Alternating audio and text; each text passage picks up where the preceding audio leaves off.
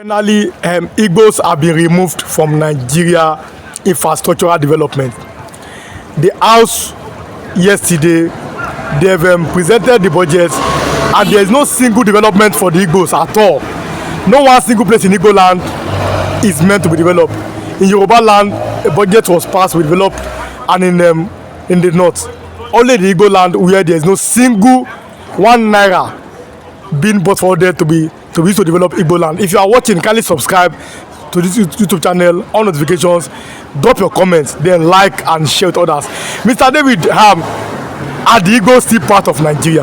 Mr. Williwan, thank you for that wonderful conversation. I think for the political leaders, the Igbos is still a part and parcel of the Nigeria.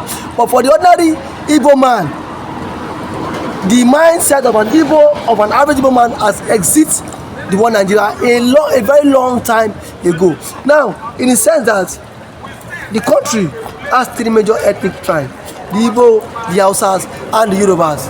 Now, the budgets of 2025 of the Igbo tribes, the Yorubas were included. The Hausas and the Fulanis were captured. Now, why is the Igbo not included? It is a deliberate act from the Fulani or from those in authority. It is a deliberate act because every lawmakers would, in build up to the budget, would always write the development track, what you want government to do for your constituency. And I believe I presume that every Igbo lawmakers submitted theirs. Just because of the hatred of the Igbo man, the presidency has decided to sideline the Igbo, or not to capture the Igbo in the 2025 budget. And by so doing, it sends a wrong signal that you are not welcome.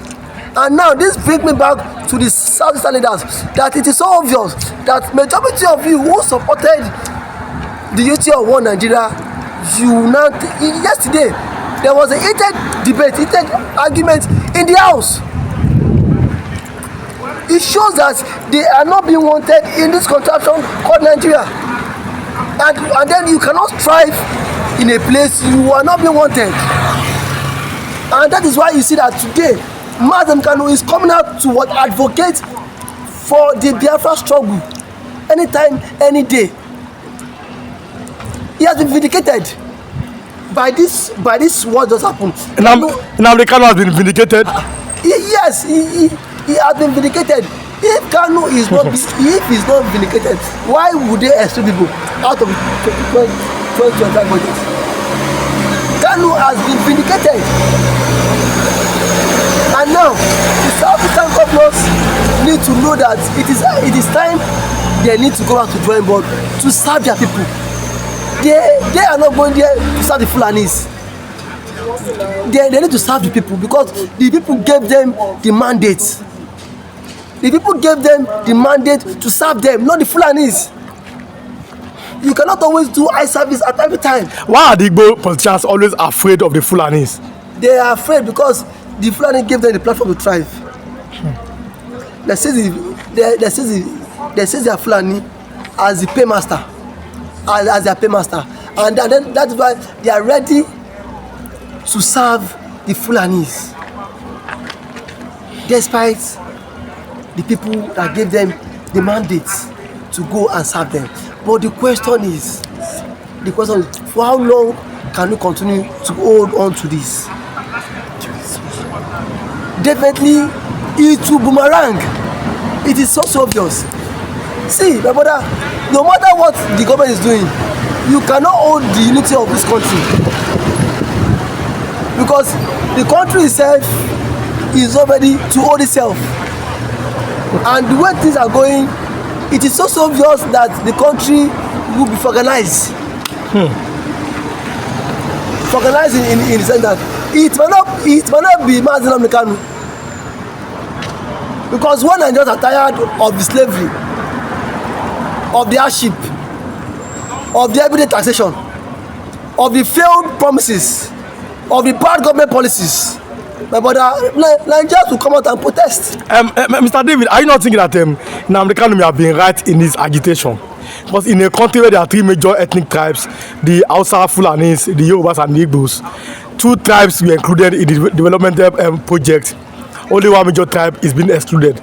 That same tribe, there's no international airport, there's no seaport. That same tribe has not produced the president or the vice president. Are you not thinking that Nnamdi Kanu will be more popular with the Igbo people? That yes, what you are saying is what is happening. Nnamdi Kanu has been vindicated a very long time ago. From the issue, it started from the issue of the Fulani conquest. If not for Nnamdi Kanu, do you think that the Fulani wouldn't have eaten up every Igbo land? But it is Nnamdi Kanu who drew the attention of Nigerians that there is a plan from the Fulanis elders to take over your ancestral land. And Kanu kept hammering on this, that everybody should be in lookout for this, that they are coming, and they are coming in their numbers, and then they have one ulterior motive, they have one aim, one purpose, one goal, is the conquest. Now is Kanu not vindicated? Just today, I think in Benue also, 80 persons were killed by the Fulani elders. 19 human beings. Yeah, 19. How long can we continue to harbor killers in our society? And the federal government is yet to prescribe them a terrorist group, but was quick to get a court injunction to prescribe IPOB. And then when the US lawmaker made a shocking revelation throughout the week, or at the weekend, he mentioned Boko Haram, ISIS as the most treacherous terrorist group, while the same IPOB, the federal government tagged as terrorists. Why the international media did not tag them as terrorists? Because agitation is a right. You have right to agitate. It is what enshrined in our constitution for you to agitate, but peaceful agitation.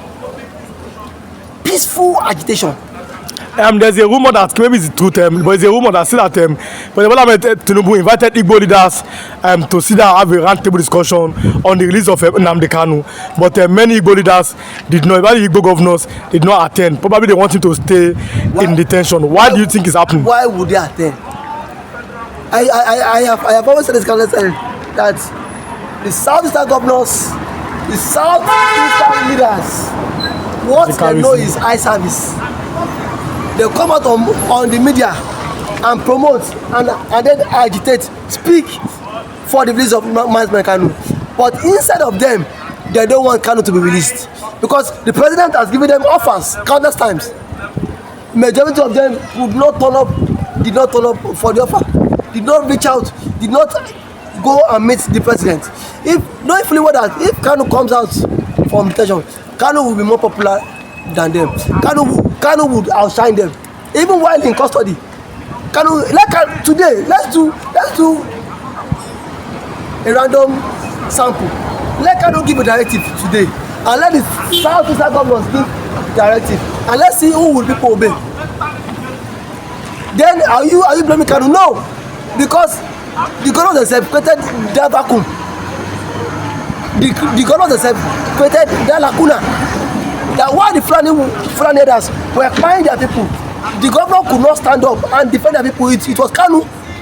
So the people now saw Kanu that if this man could defend us, then this man could be our Messiah. It's the reason why Kanu today is gathered so much affluence and then influence. Not because he bribed people. It is the work of his hand. You saw that when Buhari was there, the president, he has been calling out he has countless time be calling the Fulani elders, telling them all what you are doing, saying all what you are doing is bad. And yet the Southern governors will not come out and defend for his people, and then the more reason why most of them don't want Kanu released. Okay, thanks so much for coming, Mr. David. God bless you. Thank you for having me, sir. Enlighten Nigerians that these people, they are not meaning good for us. You cannot just come from the Sahel, from different type of Africa, and come and be dominated and claiming that you want to collect what my father has given to me, and I should fold my hand. Do you know how many souls these people have wasted? They are accountable in Plateau State, in Benue, the rest of them. So we can no longer fold our hands and allow these people to be doing this evil. Let me tell you, Mazi Nnamdi Kanu that is being held today, that they don't want to release Mazi Nnamdi Kanu. What prompted Buhari to hold Mazi Nnamdi Kanu to form ESM? Was this not because of this Fulani? When they were busy going to the southeast, killing the people in the southeast, raping their wives, and Mazi Nnamdi Kanu cannot fold my hand and allow this invader to come and invade my people, and he formed ESM. The ESM took over the push of the southeast to secure them. And what happened? Buhari went and kidnapped that young man because he's doing the needful to protect. So if you're watching this video, you're not satisfied with what I'm saying. What about Sunday Igboho too? Sunday Igboho was doing his life in a battle when the Fulani headmen busy killing the Yorubas in Oyo State, and the governor they could not speak because maybe they are afraid that if they speak, Buhari will form a way of impeaching them or will not give them their monthly allocations. And what happened? Sunday Igboho stood up and said, I'm not a coward, I'll fight for my people. And that's how Sunday Igboho stood. And Buhari went after him too. Wanted to eliminate the young man before the young man flew to Semegbara. So that's to tell you that if 2 or 3 people are complaining of your character, that you are bad, look into yourself and know that you are bad. How can different people be complaining the same Fulani people? That means they are bad. That's what they are doing. The middle belt now are forsaking them. The Yoruba, the Southwest, they feel that they are doing the same religion, are also forsaking them. Now the Igbos too, they are not even, they don't even agree right from time, because the Igbo will not allow you to take advantage over them. So what we are saying, sorry, let me say this thing before you cut me short. What we are saying that the intimidation has been happening to the Igbos with the other region is unfair. Look at it. The secret that has been revealed by the American Donald Trump regime, how they are sponsoring Boko Haram using Obama and all the rest of them now. They are measuring the terrorists. Al-Qaeda, the Boko Haram have been measured. Have you heard that they measure IPOP, that they run to the court to declare IPOP a terrorist organization? The answer is no. So what these people have done, they have done more worse than good for us. That's why I say, name me, if you say Mazi Nnamdi Kanu has destroyed, what has Mazi Nnamdi Kanu done that the Fulani men have not done in this country? 10 times. Now, is that the reason why the Middle Belt has now left the north? Because the Middle Belt has now said that we are no longer part of this. We are not central. No, we are no longer part. We are moving over to the south. Is it because of Fulani hegemony? That's why they are not living in the north. Yes, of course. I have told you before that if my brother, you cannot protect me. My brother, when I need you, you come. All you need to do, you hot after my life, how to destroy me. I need you go and look for friends. So that's why the Middle Belt are going to fight to seek alliance with Biafrans to see where they can get their freedom. Just imagine, God forbid, if your brother will be among of the 19 people that were killing in Benue yesterday, will you be happy? Why are they killing? The answer is, why is these people killing? Biafran is fighting for agitation. That's why the US, the other world cannot declare IPOP terrorists, because they know what they are fighting for. What is this Fulani is fighting for? Yes. How can you go invade somebody's farm, you destroy the present crop, you rape people's wives, you kidnap people, and you think these people will be happy? As I speak to you, because of this hatred, because of this shenanigan behavior the Fulanis are doing, that they say we have the power, Sudan and Sokoto, whatever we say is final, and we impose Sharia law in Southwest here. That is what make the Yorubas to say, to hell with Sudan of Sokoto, it cannot dictate for them during fasting. This will be the first time of the Yorubas to look into the eyes of Sudan of Sokoto and push me to this place and say, we're not more ready. Forget about religion. Don't use religion to intimidate us. Enough is enough. Because even the South, the Arab world, the way they practice this religion, you copy. It's not the same way they practice it. So, therefore, Nnamdi Kanu has been justified. Nnamdi Kanu has been vindicated once again. So, the Fulanis are the greatest problem of we are facing in Nigeria. Many people have been accusing you of collecting money from some Igbos to promote Nnamdi Kanu, because you are supposed to from the north, from the Middle Belt, Kogi State, but you always love Nnamdi Kanu. Why then do you think that you really love Nnamdi Kanu? If you say I'm collecting money from Fulani from the Igbos to promote the Igbos, let the Fulani come and pay me money to do you know how many people that have been wasted by these people? I'm not support of evil. If you are my brother, you are doing evil, I will look into your eye and will tell you it's evil. Look at us. Have you ever seen any Kogi man that will tell you? The DSS officials, we saw what happened, how Obasa has been using the federal might to intimidate because he has a very close ties with the president. The common denominator here is the president. The president happens to move with chaos. And of course, this is a true testament that shows that if the oppositions in Nigeria are not ready, the president is ready to push us into anarchy, provided he gets his right and he achieves his aim. Talking about Osun State again, as we speak now, there is unrest in Osun State. Osun, that used to be known for one of a long-lasting and sustained peace, today has been thrown into chaos. It has been thrown into anarchy. Nothing less than 8 people have been killed. They were gunned down, and the police has not been seen. In fact, I saw a video yesterday whereby some political thugs were brandishing cutlass beside a policeman. They were shouting, the policeman was telling them, imagine a policeman was begging political thugs. These thugs were not wielding guns. The police was carrying guns, but he was begging those thugs that they should calm down. What does that stand to you as a Nigerian? It shows to us that when we are not barbaric, we might not be able to achieve our aim. When we do not react or act like political thugs, we might not be able to rise politically. This is why, sometimes when I look at the scenario that played out in 2023, and then when I have conversations with my brothers who are in the obedient camp, I ask them, I said, what have you learned so far since Tinubu won the election? I keep asking them this question. They tell me that 2027 they will win. I ask them, are you ready to fight with your blood and tears? Because what is going on? What we see is that Tinubu does not play free and fair. Obasa is about to be reinstated in Lagos State. Osun, it is an allegation stated by Adeleke that Oyetola, who is the junior brother of Tinubu, is using Tinubu's influence. The presidential media aide, they've not come out to dispel that, to disregard such statements. All of them have gone mum. They are all quiet. So when silence in law, it is more or less like you are complicit. So it is an indictment on the president that any election, when they vow that they will take it, they will definitely take it either by coup or any other means. Look at what they did in Edo State. These are all right before our eyes. That 2027 is not going to be peaceful.